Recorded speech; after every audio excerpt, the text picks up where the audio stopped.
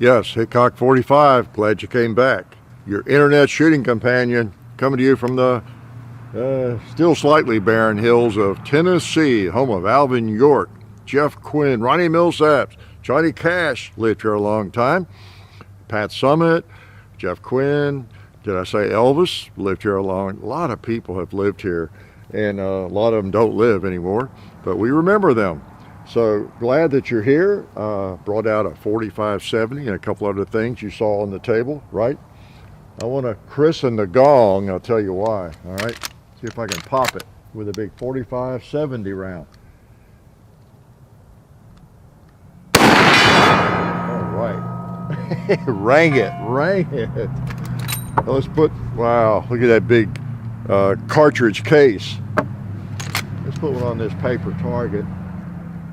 Oh man, just want to make sure it'll go through the paper. I forgot my pad, my lengthener. I always do that. Let's bowl a little.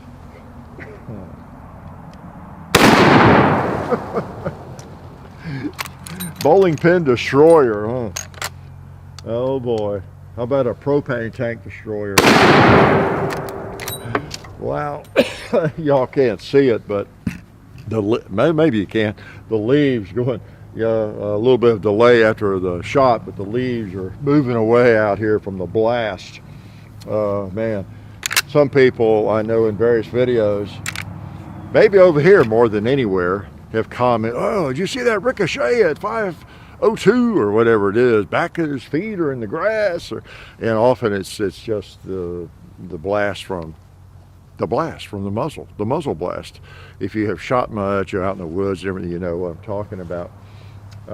There's a rather strong shock wave that accompanies a powerful round from a rifle, especially, and of course if you're in a prone position, even more so, right? Yeah, man. Yeah, I mean, we rarely get anything back. Knock on wood. It was why we did that video, Shooting Steel Safely, I think it's called. Look that up if you haven't seen it. Look up all 2,000 videos if you haven't seen them all, okay? That's your homework. I talk about it in there. Everybody shoots steel at their own risk, of course. Everybody does everything at their own risk, right? Wear a mask, don't wear a mask, shoot a gun, drive a car, grab a chainsaw. Some people think there is no risk in life and shouldn't be, and they're trying to remove all risk. Yeah, because in their little lame life, they don't have much risk. Going up the bedroom stairs or down the basement stairs is the biggest risk they ever take. Yeah. So, okay, let's be positive. Be a nice guy, Hickok. I'm sorry I started out on a negative note. I hate for some of these lame little folks to try to control my life, and yours. But most of you all, if not all of you, you don't live lame little lives, So, well, maybe you do. You're watching me. That doesn't speak very highly of you, does it? No. I'm joking. So, 4570, the old Marlin Guide Gun, JM, yeah, definitely a JM model. This one, do I know the year this one was made? Have I looked up the year? Have I? I have to look back through my records. But I know it's a JM model without even looking at it, because I bought it when all Marlins were JM models, right? And I think it was 1999. I think I told you all that in the video. I bought it on the way up. I was helped care for my mother who had brain tumor up in northern Kentucky, and I was making that trip a lot, and I was left early one day, whatever day it was, stopped at a gun shop up on Lebanon Road and around Rivergate Mall, if you're familiar with Nashville, there by Two Rivers Park, kind of at the corner of Two Rivers Parkway, I guess, on Lebanon Road. I think it's still there, maybe. I don't remember what it's called. They had a couple of these things in there. And I didn't much really want the porting, but I think both of them had the porting, or else there was something else undesirable about the other one. I don't remember. This was a better looking one, or whatever. And I think I've told y'all. And then it was funny because I didn't know these people. I don't think I'd been in the shop before. And the guy selling to me was a little. I forgot what exactly he said. And you realize that kicks a lot, don't you, or something like. Yeah, he was really kind of schooling me. That now you sure you want that little fella, that little boy, this gun kicks a lot. I don't know why he was afraid of my buying something that might kick more than I thought or knew. I said, yeah, I know it kicks just like the 4570s I have, but anyway. So yeah, it's a nice gun. I don't bring it out often enough. I really don't. I've had a good while, and yeah, so. We probably didn't do a 20-year anniversary, did we? Or did we? Maybe we'll do a 22-year anniversary with it. Pretty cool gun, and I enjoy it. I'll tell you one reason I brought it. I was in the mood to shoot. It's a nice afternoon, and I got a couple other polymer pistols. I just, again, it's like if I went to my shooting table, except I don't always come over here just to shoot, but it's for your all's sake. So if I'm going to shoot something, I throw it in the four-wheeler and I bring it over here for my little outing and bring you all in with me. And that's what I'm doing now. And I wanted to shoot a couple of new guns we got in. I shot one of them some. Haven't shot the Shield yet, the Shield Plus. And so I got some 9mm, and I went to the bank, got a bank loan, got some 9mm, and I was going to shoot them some. I don't think I fired the Shield yet. No, I don't think I have. And so, because we're going to be doing videos with them. And I thought, yeah, it's a beautiful afternoon. I am looking forward to shooting, but I kind of like shoot something more fun than a couple of micro 9 pistols. It's just too pretty a day to just shoot those. As I've told you before, I tend to want to bring something cool out here, like favorite revolver or bolt action rifle, lever gun, or something. And so that's one reason I have 3 guns today. I shoot 1,000 rounds, of course, but so yeah. And then I realized I was looking in the safe, as often happens. There's my old Marlin Guide Gun, one of my safes. I haven't shot that in a while. Let's get it out. And that's what I done.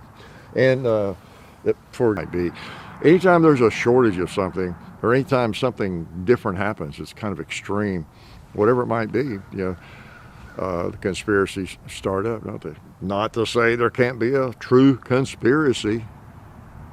Is that a contradiction in terms? But anyway, we find them where they ain't quite often, don't we? It's what some people do. They do it well.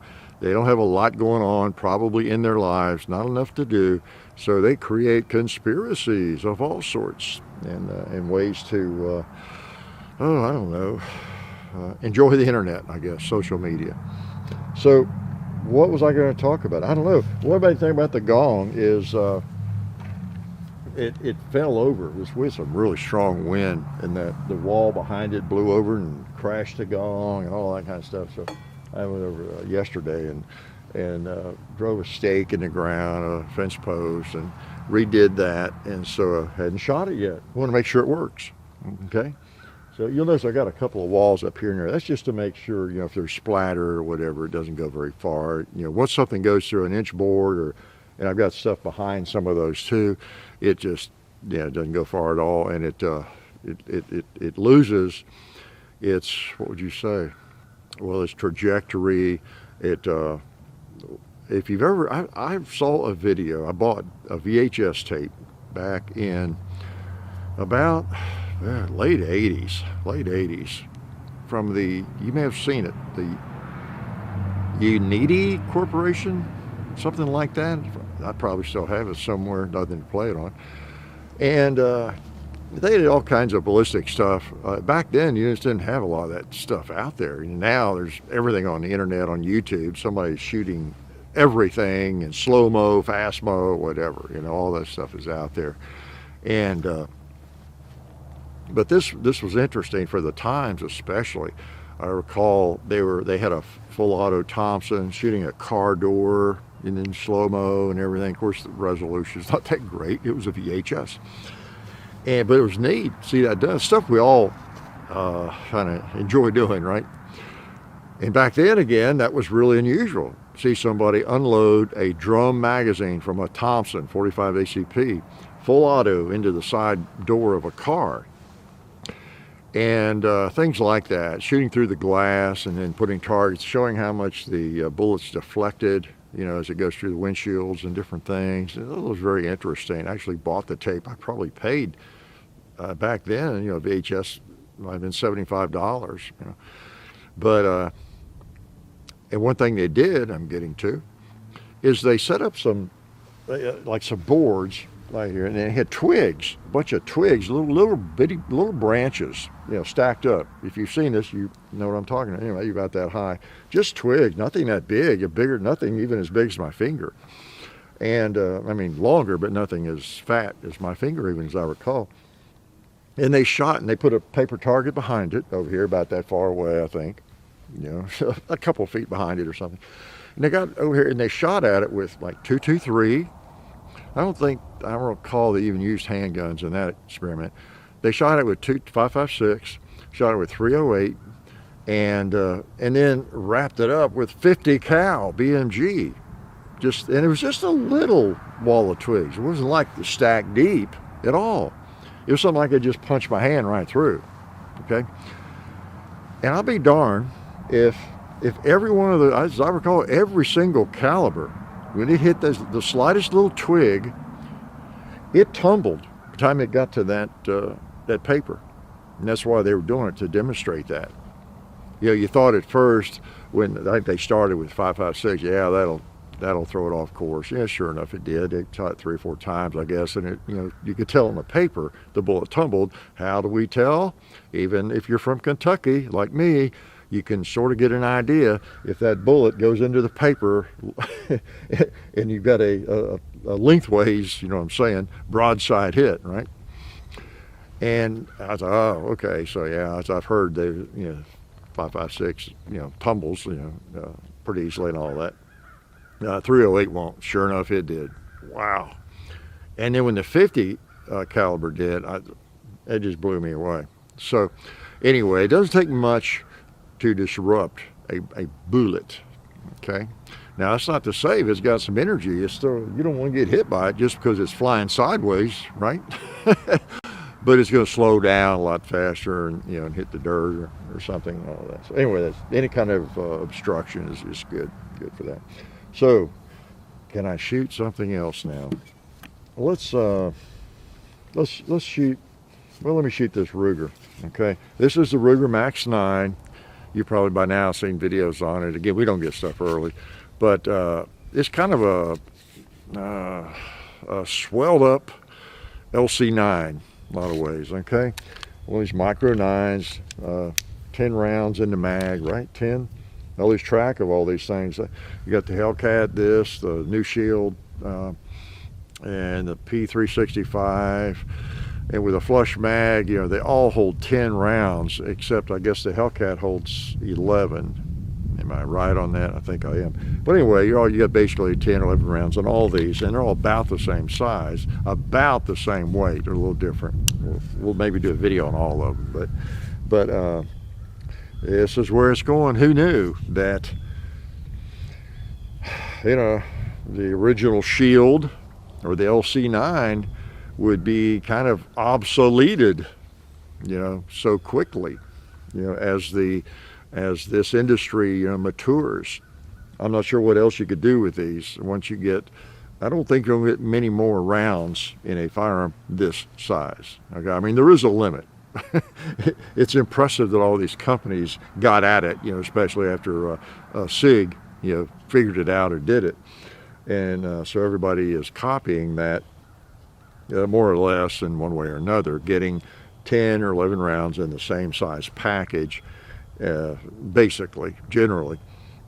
But again, I don't think there's a next step. I don't think somebody's right now at SIG, Ruger, Smith & Wesson, Springfield, figuring out how to get 20 rounds in a firearm this size. Yeah, I mean, you eventually do get to the limit of what you can do with a spring and space, you know. So anyway, pretty cool. Let's try this again. I have shot this one some. 124 grain, American Eagle. All right. Goes through paper. Goes through a 2-liter. Let me try a disc here or something. Yeah, I think it shoots a little lower as I recall. Yeah, than I figured. Okay, I've got to hold up on it, so remind me as I try to hit the gong. Wow, gong's not showing up too well. A lot of shadows over there. Got one on it. Okay, let's try the cowboy. Yeah, a pretty good little shooter. And of all of them, this will probably be the least expensive in the group. So not bad. I don't shoot it as well, I think, as some of the others, but I haven't put hundreds and hundreds of rounds through it. But pretty nice. It's definitely one you want to look at.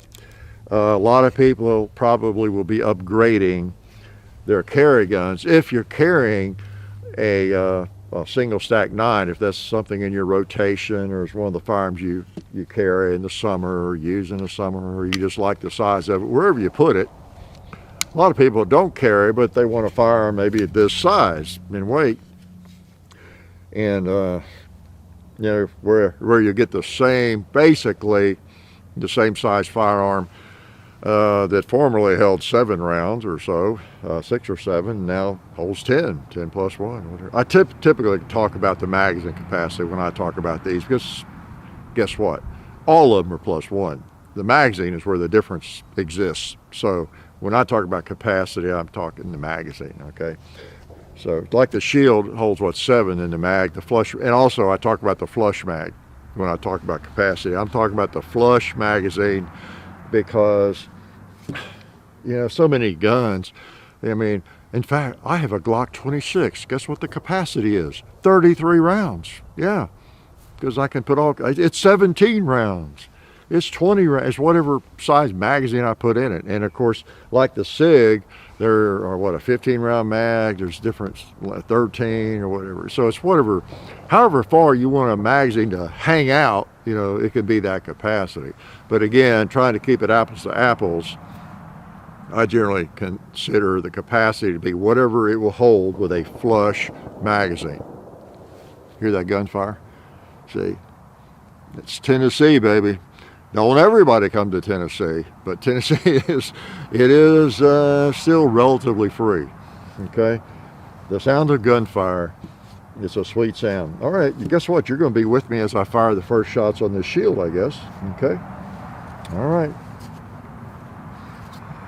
And I noticed in picking it up, it feels a little better than the original Shield. One of the biggest gripes I have with the Shield, a nice gun, of course, they've sold a ton of those things, but the grip is too thin for me and too sharp. The edges are too, it's like I picked up, I don't know, it's just too thin, and I tend to shoot it left.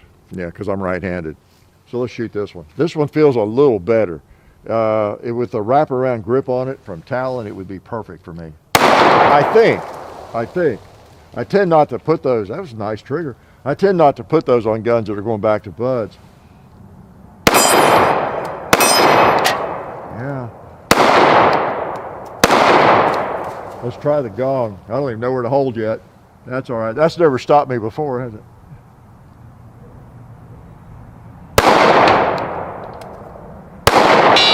There we go.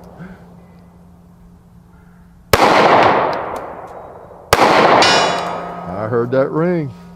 That feels pretty good. That feels a whole lot better than the original Shield. The grip is just a little fatter, and that's what it needed. I think on my first Shield for a while, I think that was a Shield. Oh boy, I really Frankensteined that thing up. I put grip tape on the sides and then wrapped around that and everything else, trying to fatten up the grip a little bit. I really, even with all that, I had a hard time getting it to feel like something other. Well, here's the lens cap of the camera, okay? That's the best thing to describe what I'm talking about. The grip kind of felt like that. This one's better. It's not perfect, but it's a lot better. Yeah, it's kind of like holding a thin piece like that. It's about the same size. You know, it just, you just want to, just want to can it. Okay, that's a good illustration for me for the original Shield. Apparently that didn't bother a lot of people, but then most people don't have a hand as large as I do, because most people are average, right? You can quote me on that one. So this feels better, and yeah, nice trigger, nice gun. I think I have another magazine loaded. Can I shoot it again while I'm thinking about it? Uh-oh, that's the, wow. I put that magazine doesn't want to go in. That's the, unless the slide's back. That was a tight one. Let's do it that way. Okay. Got more ammo in it.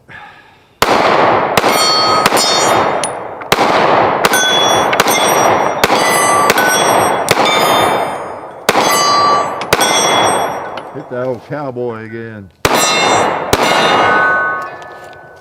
Yeah, I think you'll like this one. Oh boy. Right after everybody gets them a Shield or whatever, then they improve it, right?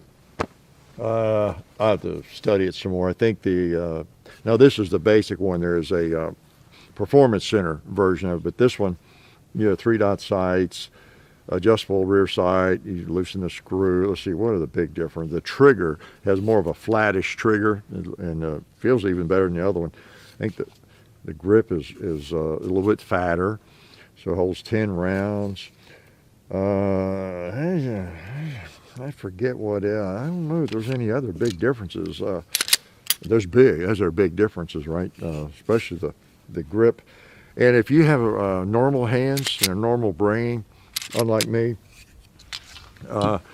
or even small hands, it doesn't seem to me the grip is big enough that's going to bother you. It's just enough, That's one of the things I've talked about before with handguns or with rifles, shotguns. It doesn't take, for those who are really new to shooting or you haven't even fired a gun before, you just watch these stupid videos because I'm so handsome or something, right? You just, until you get into it, you just cannot appreciate how much difference a little bit of length makes on a long gun, the stock. Just a little bit, literally that much, makes a huge difference in the way that thing feels to you and where your face and eyeball is in relation to the rear sight and all that. Just a little bit of difference. And again, it could go either way. You could be really small and you could take some off the stock or something, and it would just feel so much better to you. Or if you're a big, tall, ugly guy like me, and you add something to it like I usually do, just all the difference in the world. Really does. And with a handgun, well, me, I'm always putting Talon grips on mine. Just like one wrap around there, you think wouldn't make a difference. But with my large hands, that fattens most of them up just enough. And with some firearms, I put 2 wraparounds on it, and that's why they don't always look like they're the best fit. Sorry, Talon, but I have done that on a few guns that were too small. They were too small for a lot of people, and I kind of Frankenstein them a little bit. So, 2 great guns. Yeah, it's fun to come out and try them out again. I'll shoot them a couple more times. Really. So I thank everybody, and of course, by the way, today is Easter Sunday, right? For many of you. For some people, it's not. I think I said that at Christmas. We have to remember, we don't want to think we or I or you are the center of the universe, even though you are, right? And I am. We all think we are the center of the universe, the way we think, the way we see the world. That is the center of the universe. We are the ones who think correctly. We're the ones with the proper vision of the world, of the universe. Okay, but yeah, for many people, it's Easter Sunday, and wherever you are on that spectrum, that scale, congratulations, or happy Easter, or it's just a regular day for you, and fine either way, isn't it? Right? The thing that we want to do is respect each other, respect each other's religion, or lack thereof. Or some people have a pretty strange view of well, they have a religion that many of us might think is really bizarre. Or they have a worldview that's really bizarre. It's okay, as long as it doesn't bother me, doesn't hurt me or you, or yeah, right. So got to remember that. I think a lot of people, all of us, are guilty of that growing up, and just thinking everybody is kind of like us. When we're young, especially. I don't know when we start realizing. It should be sooner now with the internet. When I was growing up, I don't know. Speaking of religion, up in Kentucky, my parents, I was kind of raised Southern Baptist, I guess, and kind of fell away, but went through a lot of different Baptist churches when I was young. My dad even helped build one up in Erlanger, Kentucky, and so it was around that culture so much of my life and everything. I'm sure there was no internet, and I was clueless, even more so than kids today. Of course, they shouldn't be too clueless with the internet, but I just thought everybody went to a Baptist church like I did. Little as I know, a lot of people didn't even know what a Baptist church was, didn't know what a church was on this planet, or hated that church, So anyway, we're all in different bubbles, and we just need to remember that, right? So be careful with sharp instruments, or your bubble could burst. And there's the universe. Oh no, there's a whole nother big world I didn't know about. So anyway, it is Easter Sunday for a lot of people, and we want to acknowledge that. And I also went to a gun show this weekend, and I was in Franklin, Tennessee, the Tennessee Military Collectors Association. I'm a life member, and I was enjoying that show. Didn't buy anything this time. I was a good boy this time. I have picked up a couple of different things at the last two. It's one of those shows, not all that gigantic, but there's people there with some of my favorite firearms. If you're looking at, and I don't know, there's probably one of these in a lot of different states, an association like that. And lots of 1911s, a few Garands, and military surplus rifles, gear, some ammo, surplus ammo, and just different things, like that. So check out your state's organizations and see if there's one in your state, or if you live in Tennessee, or if you're even out of state. Come check it out. I met some people, some viewers there from out of state and everything. So it's interesting show. I always enjoy that thoroughly. In fact, the last year maybe, I guess I might have picked up 3 guns. One of those things. I got none of which, two of which you've not seen, I think, at least. So anyway, I've got several guns we need to get to, and lots of things. Man, the to-do list is long. It really is. It is long. I hope I don't get hit by a truck in the middle of my to-do list. There's some really cool firearms, comparisons and things you'll miss, right? So anyway, what else can I shoot the 45-70? Oh boy. Hear that sound? Let me get a little closer. Is that music to your ears? For some of you it is. Now this is not a high capacity rifle. It holds 4 in the magazine. But I guess it's a hunting rifle, more or less. And it's not a combat firearm. It could be used for combat, right? Against big grizz if you had to, I guess. All right. Yeah, pretty nice. Pretty nice. All right. What should I blast? Oh, we got a water jug. It's begging for a 45-70. These little feeble 9mm rounds won't do much with it, will they? Let's put one of these on it. That took care of it.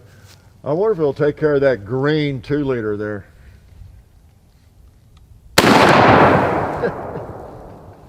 Just disintegrates immediately. I'm gonna go back over the hill. Oh, I haven't hit a red plate yet, have I? I'll try that one. I'm gonna try the coffin. Y'all can see it better, I think.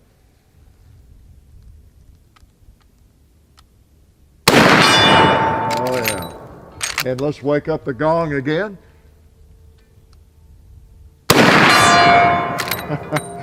Nice ring to it. Yeah, those are handy little rifles. They really are.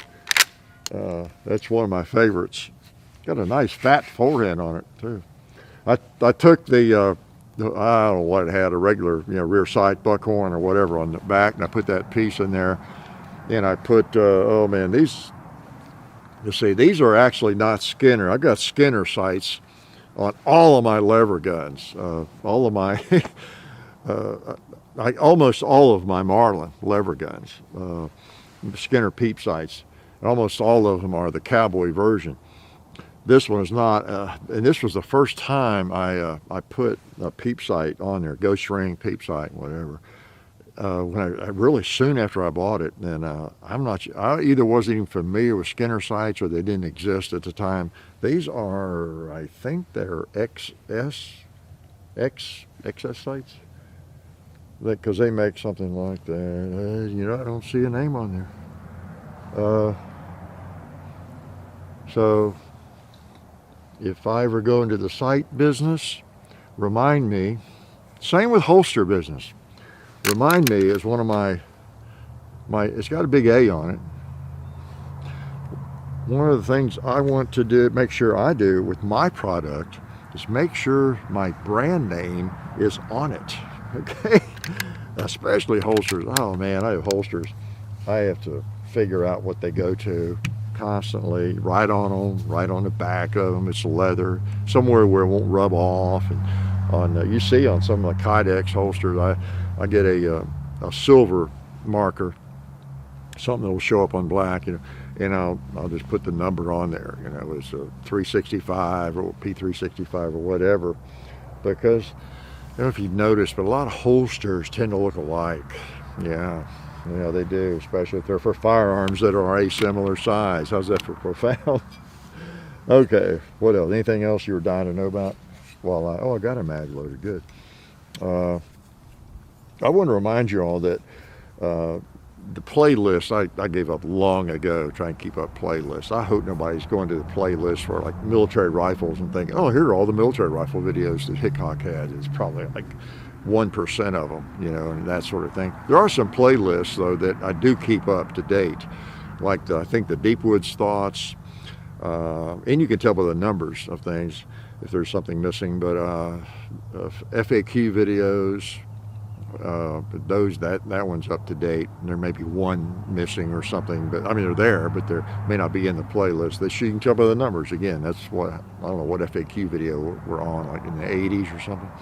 And those are all real short, really short. And these, the Sunday, I went in because I noticed I hadn't entered some of these, the Sunday shoot-arounds in the playlist. So I do have a playlist for the Sunday shoot-arounds, and I made sure all of them are in there. I did that just a day or two ago. Just a reminder, some of the playlists are up to date. Those three at least. Seems like there's another one I'm not thinking about. So anyway. I know something I was going to mention. I see a lot of comments about gun broker prices, and people talking about like either ammo or guns, or I see that phrase used, gun broker prices. I'm not going to pay gun broker prices, or they may mean, usually it's a negative, it could be a positive or whatever, but gun broker prices, kind of thing, auction prices, and I know what people mean by that in a way. Sometimes they're alluding to these, people that go buy ammo at wherever, Academy or somewhere, real cheap or reasonably, and then they go put it on there and double their money or triple it or whatever on gun broker or something. And so it has a negative connotation in a lot of ways because of that activity, right? But then again, bear in mind that auction sites, in a way, are reflecting the actual market value of something. And that's not to say some people are asking too much to start out on a bid, but if no one buys it, it doesn't matter. But that is the real market, what something actually sells for. How many times have you heard someone talk about, oh yeah, those things have really gone up in value. I saw somebody had one of those listed or selling it for, $1,500. Yeah, well, did they actually sell it for $1,500 or were they asking $1,500? So whatever people are paying for something, though, that is kind of the market price, the going day, whether we think they're stupid for paying that much or not, right? That's the market value at the time. If I put my four-wheeler on Craigslist or wherever I could put it, I guess you can put those on Gunbroker, right? Whatever it sells for, that's the market price, whatever they're selling for. Kawasaki mules, that's the market price for one with the X number of hours and whatever year that stupid thing, so I mean, that is the true market value, today's market, whatever it is, just like an ounce of gold or a gallon of gas or whatever it's selling for, whatever people will pay for it, that is the market.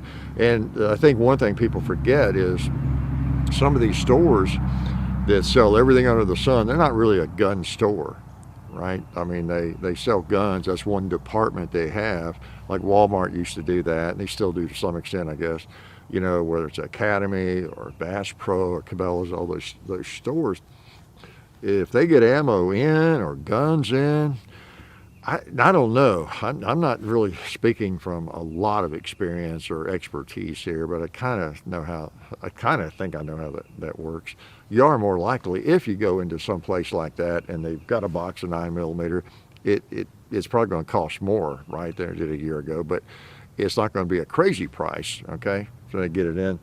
Maybe more markup, but they might have, I don't know what it might cost, but it's probably going to cost less than at your corner gun shop, because your corner gun shop that just sells guns and ammo, that's how they keep the lights on. That's what they do. If they're having a lot of trouble getting guns in, ammo in, when they do get some in, they probably have to pay a big price.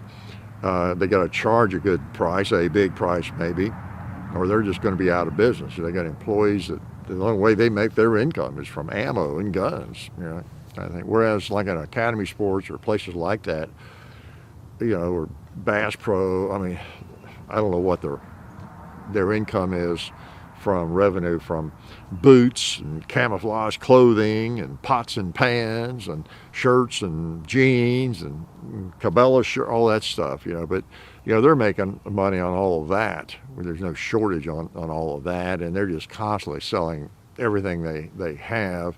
And if over in the ammo department there's a bit of a problem, they're not getting much in, and they do get some in, they're not, oh boy, we're going to go out of business so if we don't mark this for X price and kind of make up for the problem.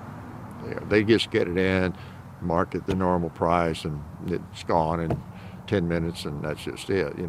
They're not relying on the ammo sales, is what I'm trying to say. So it's just different. The real market, though, is an auction. That's what people are willing to pay for it. And then within the auctions, of course, you've got crazy prices for some things. Some people put things out there just, well, I've got a 1,000-round case of 5.56, some really premium ammo here. Somebody will give me $2,000 for it. I'll bet you there's some fool out there. I'm just going to list that as a minimum bid or something. And maybe somebody does. Someone who just got their first AR and they've been checking around for ammo, and man, where's the ammo? There's no ammo. And they've got money to burn. Maybe money's not a big object. And they say, oh, hey, there's a case. Wow, 2,000. Well, I better grab it. So maybe they actually sell it for that. I don't know. That's not necessarily the market value. You got to look at everybody that's selling 1,000-round cases of 5.56 and see kind of what they're going for, and that's closer to your market value, right? I'm talking about stuff I probably know very little about, but at least I think I do. So if I'm all wrong, I'm sorry, I apologize. But anyway, just with the gun broker price, in a way it's a negative because I know where it's coming from, and I understand that connotation because of the way people use gun brokers sometimes. But then again, in a way, an auction site, it is the free market. It really does indicate what stuff is selling for too, on the other hand.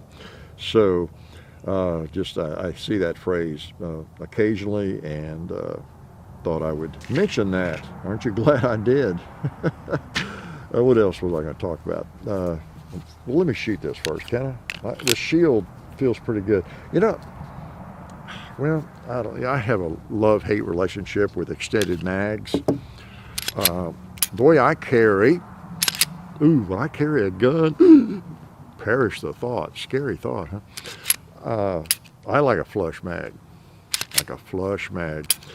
And then I might carry a spare mag, though, that is extended, maybe really extended. You know, that's fine. In some ways, that's easier to grab and get in, you know, and manipulate in an emergency and all that sort of thing. But I like that gun. I don't buy a small gun to be that much longer, you know. Might as well be carrying a bigger gun. There's kind of my thinking on that. Unless, as many of you, and I understand that, I see that, I know, in fact, most of you, most people aren't weird like I am. You want a longer grip. Many people have a hard time with a short grip. I don't know, over the years I've learned to use my 2 fingers. I've gone over that before, and that feels fine. You know, a 9mm, I wouldn't want that in a 500 Smith & Wesson Magnum, you know, just relying on 2 fingers, but in fact, let me shoot it. I've got the extended mag, but my pinky finger is going to be kind of out of the, I try to keep it out of there. Okay, I got the 2 fingers. I don't really need that little finger on the grip. Okay, I'm going to try to keep it out of there. Woohoo! Well, it kind of folds down, but it's doing nothing. It's doing nothing. In fact, I'll get my hand there to where it's not even doing that. Try to hit the Gong.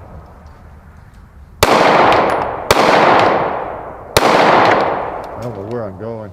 Let's see.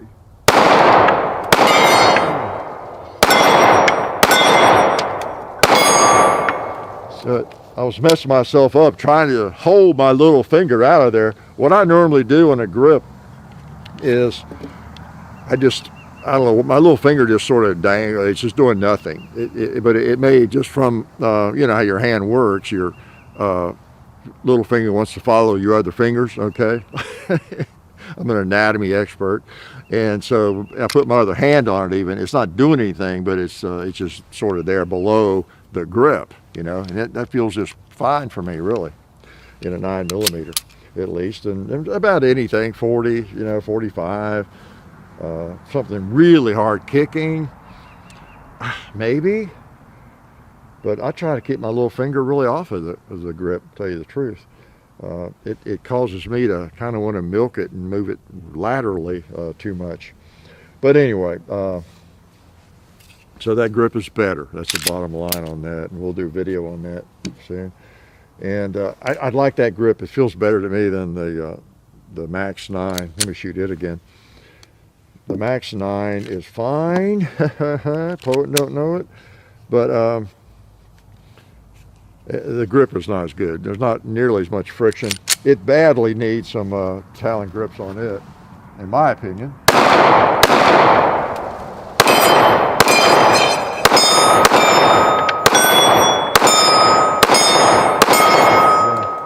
Good little shooter's got a nice reset, I'll have to say. Not bad. Not bad. Yeah, man, we're living in great times. We have some great choices. We really do in firearms. This has got to, it's got to hurt the market of bigger guns, you know, because they're just good shooters. These 4 or 5 micro 9s, they're not a massive compromise. It's a thing. They shoot well, and they have good capacity. So, you know, they make you wonder why you have a Glock 19 or an M&P compact, I guess it'd be called, or many other guns. And you've seen recently we did the Walther PDP. Yeah, PDP. Get the letters wrong sometimes. Nice gun, great shooter and everything. But wow, you know, one of these guns, you know, just holds enough rounds, and it's so much smaller and thinner and lighter. Yeah. Of course, that gun's not as heavy as it looks, but there are a lot of guns out there that they're a lot heavier. And so, yeah, there's no mystery why they're taking the market. Speaking of the market speaks. People speak with their dollars, don't they? And I think literally the Shield has sold over 1 million of them. I think I read that. Dream that? That's a lot of guns, just in the years it's been out. Yeah. And these others have sold a ton as well. So anyway, do I have any advice for young people? No, I hate young people. Nah, you know better than that. I don't know. It's crazy times. I won't get too negative, but I think it's a good time to get your finances in order, young folks, whatever young means, 10, 20, 25, 30. The tax man is coming big time, and, government's printing money as fast as they can. And I don't know if you know what happens when money gets printed just willy-nilly like that in the billions, trillions. It kind of reduces the value of the dollar in your pocket. And you're probably thinking, well, no, that dollar, I still go to the store and still worth $1. Well, yeah, sort of, yeah, except in 6 months from now or a year or 2 years from now, that dollar, let's say $10, might have bought say $5 buys maybe a half gallon of milk. Today, it'll take $10, that's how the inflation works. It's how the government gets taxes. Yeah, willy-nilly. They can just print money, and they don't have to burden us with an extra tax. Just print more money, and they get it that way, right? Put you in a different tax bracket. Your money's worth less, and more tax. So, but anyway, I'll get into all that. It's an effect. We tend to think that. Let them tax business, that's another funny, humorous fallacy, right? Well, businesses don't really pay taxes. Businesses don't pay for that hamburger. Who pays for the hamburger? And the employees to cook it. You and I do. Yeah, it's baked into the price of the burger, right? Or whatever it is you're buying, a gallon of gas or a box of soap powder, all that's baked in. So we pay it. And so anyway, make sure your finances are in order. You're saving some money, and you're thinking about those kinds of things, young folks. Okay, because there's no free lunch. It appears to be sometimes, doesn't it? It appears to be the way our government acts, but there really ain't no free lunch. Your grandma was right, and it might be 5 years before you realize it. It might be 10 years, but the chickens come home to roost eventually. It's one of those old man sayings, chickens come home to roost. Some people are thinking, what's a chicken? Yeah. What's roost mean? Right? I used to have to explain so many things when I was teaching. You can imagine, how times have changed. And I was teaching just various novels and short stories and different things.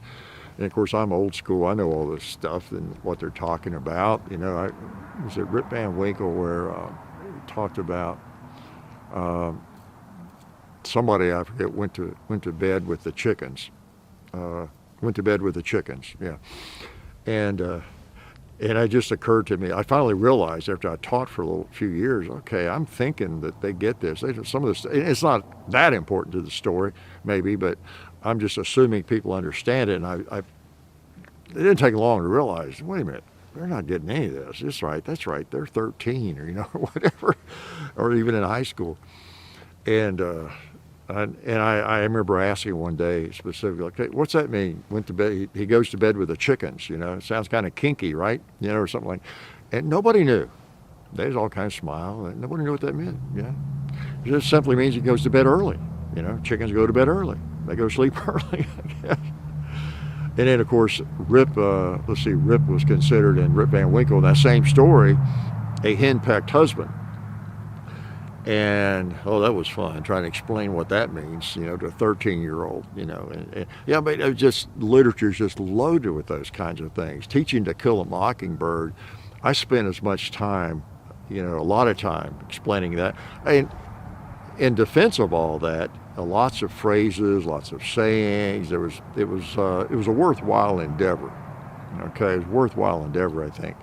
but just lots of things, because it always tied into just some pertinent issue in the story, or something just in life, vocabulary, cliches, just things that's good to know, right? And it was kind of neat. I had to spend more time because of the age group explaining things like that. But then, again, in a way, it was kind of interesting. It was fun being on the front lines and having classes full of youngsters who were learning that for the first time. That's always kind of neat, Speaking of Rip Van Winkle, I remember before we would read that story, before I'd even assign it, I would ask, what would it mean if I called? I say, for example, I use that line on my son. Go up and get him out of bed or something. Like, okay, Rip, get out of bed. Come on, Rip, it's time to get up. And I say, why would I say that? Other than just I'm an idiot. Why would I say that? Why would I call him Rip? Or why would I call him Rip Van Winkle? I give him a little more information. And really, nobody would know. And this was in like 2000s, and really nobody would know. I don't know that I remember anybody knowing that. Not even, why would I call my son Rip Van Winkle? Why would I call you Rip Van Winkle if you're sleeping in class or something? And that was kind of a shock to me, because go back in time into the 70s when I was teaching my first incarnation, more people would have known that. Just more classic literature had been taught, more, I don't know, that reference, that allusion was more out there, I think. But in 2000, 2005, 10, I don't know if anybody knew what I was talking about when I said that. So that really kind of blew me away. So wait a minute, wow. How do you live even 13 years and not know what a reference, an allusion to Rip Van Winkle means? So much a part of our culture. Some of you right now are thinking, who's Rip Van Winkle? But he's the guy I slept for 20 years, right? Okay, in the woods. So, things like that were kind of fun, to be the person who and then I would explain what it means, and then we would read that story. Okay, now you know what that means, right? And when someone says you're acting like Rip Van Winkle, yep, pretty clear, right, what it means. So how did I get off on all that?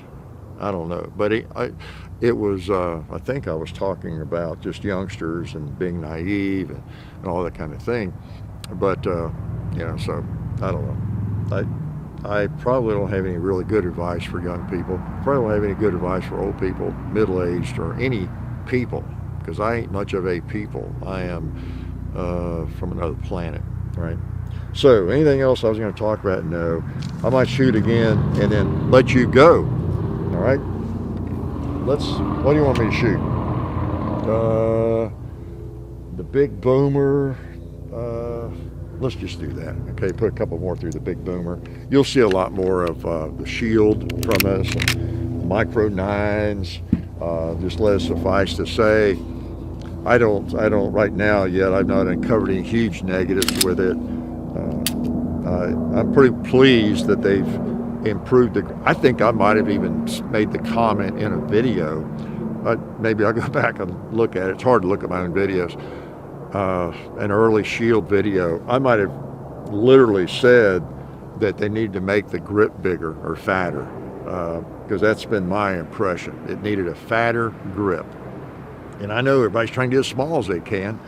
The P365, as much as I like it, the grip is almost too small, I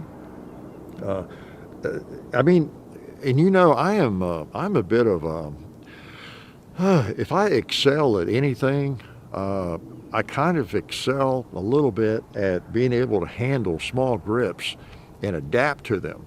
I know that's amazed people, even myself over the years, because I take a J-frame with a boot grip, J-frame Smith & Wesson, with a boot grip, which is kind of the smallest grip, rubber grip on it, and it just feels fine. I can shoot it, on the old Glock 26. I go way back with small grips and small guns, even with my large hands, And part of how we even got started is demonstrating that small guns can be accurate and very shootable and everything, and showing that with my big hand. So I can adapt to little grips, and I'm not always complaining about little grips just because I got the big monster hands. Never have really.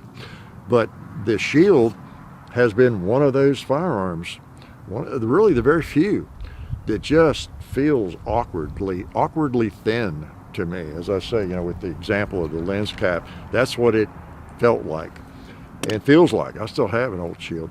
This one is better, okay? Not perfect, but it's better, okay? It's in a ballpark. If I buy one of these, I will wrap it up with a layer of Talon grips, and I think it's gonna feel really good. It's gonna feel really good, yeah. Finally, Smith & Wesson got the grip right, okay? Even if it still just held 7 rounds, they should have done this, in my opinion, all right? In my opinion is what counts, right? All right, another couple more rounds to this big boy. I'd like 45-70. Okay, we appreciate it, Federal.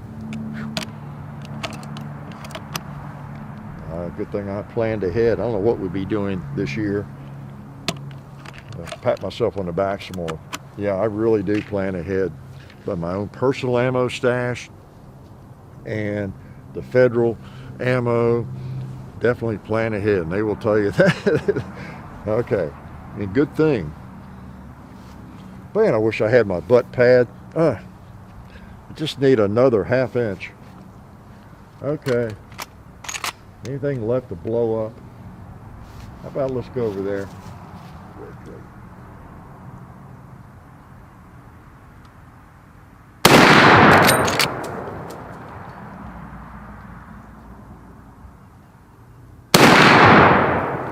I knew I was going low on both of those shots.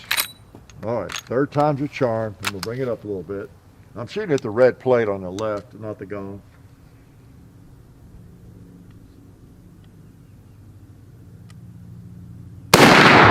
Oh, that felt better.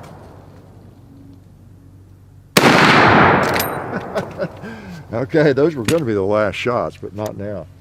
I don't know where I'm going, but I've got to try that again. All right, I'll put 3 in. I'll tell you what, if I don't hit it on the first 2, I'll just put 1 on the Gong. All right, 2 shots. All right, what's wrong with me? Where's it going?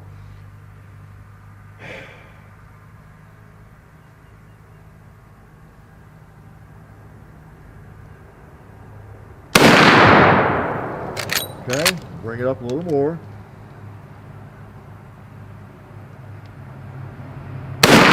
All right. Okay, I feel better now. Now we can put the last one on the Gong anyway. Got him. All right. Watch me miss. All right, I heard that. Oh, that's my earmuffs. I heard that ring. Oh man, that's funny how if they rub on my shoulder, it's kind of weird. Get a weird vibration or something. So one thing about and I won't charge y'all for this, but a shorter rifle like this, making excuses for myself. I was noticing. I guess I was shooting low in the first 2 misses, but on the other 2, I might have gone left or right. It's really easy to move that muzzle. You all that do a lot of hunting or shotgunning and that kind of thing, you kind of know what I'm talking about.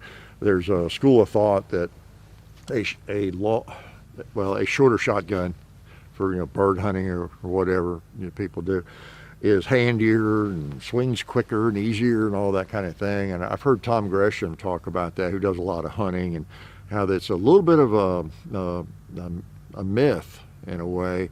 Actually a longer barrel, even a heavier gun or whatever, it kind of keeps you under control better with a really lightweight short barreled shotgun or rifle or whatever. It's also easy to just a little bit harder to hold steady. You have to kind of work at it to hold it steady, whereas with a little more weight, a little more length, You know, it's just a little bit easier. You know what I'm talking about. Pick up your BB gun or something that just doesn't weigh anything, and just a little bit different operation. And I noticed that with this. Like if I brought out my 1886 bigger, heavier rifle, longer barrel, just holding on the target once you get there, it just seems a little bit easier. So that may just, well, it was me, you know. On the elevation, I wasn't sure. I don't shoot this gun a lot. And then plus with different ammo, you know, you get a different point of impact. This is faster. There's another lesson, not just making up excuses. I miss all the time. I don't make excuses for that. We all miss. This is a lighter bullet. It's 300 grains.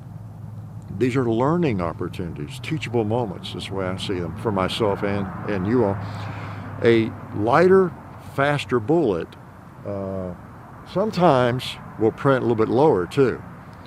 Now, it depends on the range. Some ranges, it will print higher because it's going faster, it's not as heavy, it doesn't drop as much, as quick and all that. But then at other more moderate ranges, it just gets out the barrel faster. It's not affected by the recoil of the rifle as much, and it will print a little bit lower. Same with handguns, again, depending on the distance. Whereas a 400 grain bullet, big old cast bullet, I might have been holding the right place around the bottom of the plate, and it might have hit it. I don't know. Don't have any of those with me right now. But just things to keep in mind. That's why it's so important, whether you're just doing a video and trying to make excuses for your misses, or you are hunting, getting set up to hunt, or for competitions, whatever it is, you know.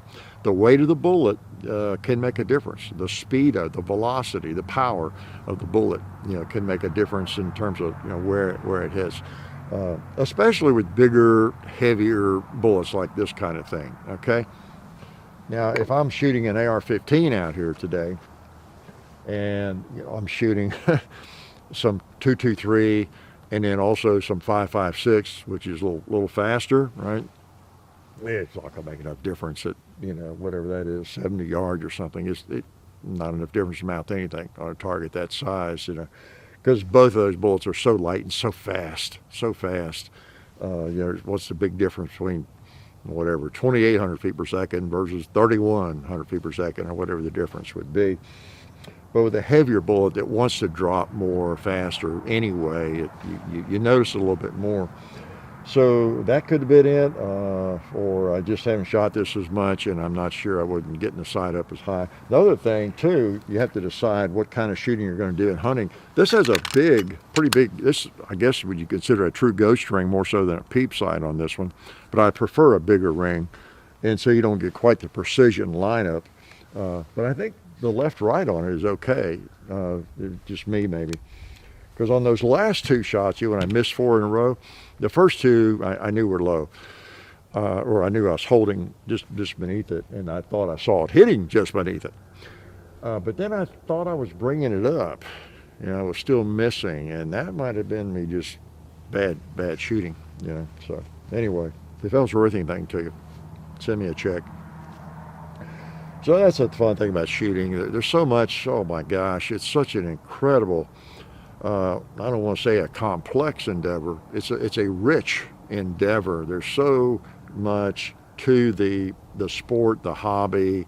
You know what I mean when I say it's very rich. It's very, I mean, there's so much to it.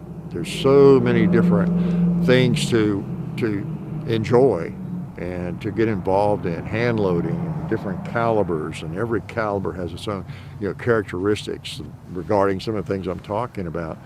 And lever guns versus bolt guns, and semi-automatics, and hunting or sports shooting, bird hunting, clay pigeon shooting, and there's just so many different areas. And a lot of people just kind of focus on one area. You know, a lot of people are doing 3-gun matches. That's what they do, or they shoot sporting clays. That's what they do. They spend all their time and energy trying to get good at that and doing nothing but that. Go every weekend and do it, just like golf or something. And I try to do it all, from polymer handguns to lever guns to AR-15s, because I enjoy it all. And shooting is fun. Need I tell you that? And I'm going too long? I say that every week, don't I? But I every week go too long. So I've shot too much. I've brought out a lot of envy and hate in some people, probably, for shooting too much. I still see some of that, and yeah, that's okay. And so anyway, I enjoy shooting. I don't know if you knew that. And this is fun. I'm glad I brought the 4570 out, because that's just a neat gun, and it kind of counterbalances these ugly things, right? And we have to admit, there's nothing pretty about this. There's nothing to savor. You know, I mean, how many of us we like these, rely on them, maybe carry them, but it's just not the gun you get out at night, you know, or whenever, you know, morning, a cup of coffee, I'm gonna clean my gun, polish my firearm, you know, and pull this out. What a nice finish. What a beautiful piece of polymer. You know, you just don't do that. The beauty in these sorts of guns, firearms, is really just in their function. You know, the fact that you can have 10 rounds in this thing in a flush fit magazine, or either one of these and others we could mention, in your pocket, on your belt, and hardly know you have it, and be really, really well prepared, really well armed, right? That's the beauty in these. It's the protection. There's nothing beautiful, nothing sexy about your homeowner's insurance. Nothing really cool, beautiful about the spare tire in your car or the fire extinguisher in your kitchen. Nothing cool about that, you know. But the cool factor is that you have it and that you're prepared. Okay, it's like the car insurance, or you know, that kind of thing. Your health insurance. Nothing cool about that or paying for it. The cool thing is the function of it. You know, it's a tool, just like ugly old polymer pistol, right? So, anyway, stay vigilant. The gun banners are coming after us, of course. The tax man is coming after all of us, and but don't let it get you down, and just continue living your life. Get outside. Get outside, okay? And breathe. Get out and breathe.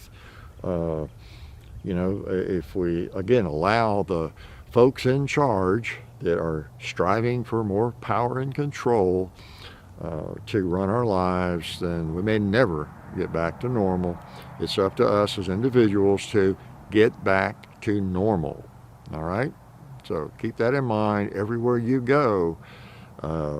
It's time to kind of get away from being a robot.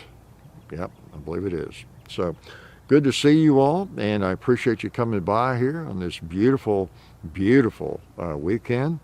I will see you next week if all goes well, and you know, hope you get a chance to do a little shooting and get outside. Weather's breaking in lots of parts of the country, like around Tennessee.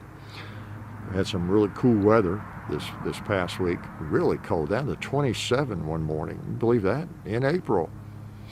Hope it didn't kill my bamboo, my new bamboo shoots. I've got bamboo. I've been growing for about what is it, about 6 years since I started trying to grow that stuff. And it's done pretty well in areas. More of it comes up every spring. I'm trying to get more of it, you know, and block some of the road that still needs to be blocked. And so hopefully it didn't kill my bamboo. That stuff is tough once it gets up. Yeah, I mean, it's survived ice storms and heavy snow and everything else. But there's something about when it's young, like last year specifically, gosh, at least 2/3 of the new shoots that came up. Here I go, giving you all a botany lesson again. You don't even appreciate it, do you? All this knowledge I have. Anyway, last year, yeah, so much of it, and it got up. You know, some were like this tall, and they died, but others were like really like 4 or 5 feet tall, and they just broke over. And I don't even remember being a cold spell, and they weren't broken by the deer. There'd be like a bunch of them, and I don't know. It was just weird last year. There was something about the weather and the rain pattern and temperatures or something that it hadn't happened that badly before. So I wasn't watching and monitoring it in terms of, remembering it, so I'm not sure what caused it. I'm hoping to have a better year with my bamboo, okay? I know when you mention bamboo, it scares people. When I bought it 6 or 7 years ago, whenever I started planting along the road line around, somebody said that I need, do you have a permit? You need a permit to buy this because it gets out of hand, out of control. Bamboo can. And neighbors can just, you want to sue you over your bamboo spreading or whatever. And I knew that, but based on where I'm growing it, you've got the road on one side, my driveway, and then the only other boundary of where I want to fill in with bamboo, I bush hog with a tractor. I mow it. Lawnmower, tractor, my John Deere, everything, and I just telling people, well, it's not going to grow up through the pavement, is it, on the road? And I've got a tractor with a bush hog on it. Is it stronger than that? Because I didn't have a lot of experience with it. I said, I mean, if I can't manage it, keep it corralled with a lawnmower and a tractor with a bush hog on it, right where I mow anyway, several, every week or two, if it's tougher than my tractor and my John Deere, my bush hog, so be it. Let it grow. Let it take over the whole place. It wins. It wins. And I've not any trouble, managing it. Famous last words. Talk to me in 20 years. We'll see. I may be speaking to you through the bamboo. You'll think I'm in Vietnam or somewhere in the jungle. So anyway, I'll let you go because, I just can't stop myself unless I force myself. I have no self-control. So I'll talk to you all next week. Behave yourselves and enjoy the spring because it is springing. It is coming, isn't it? So you know what I'm going to say because it's true. Life is good.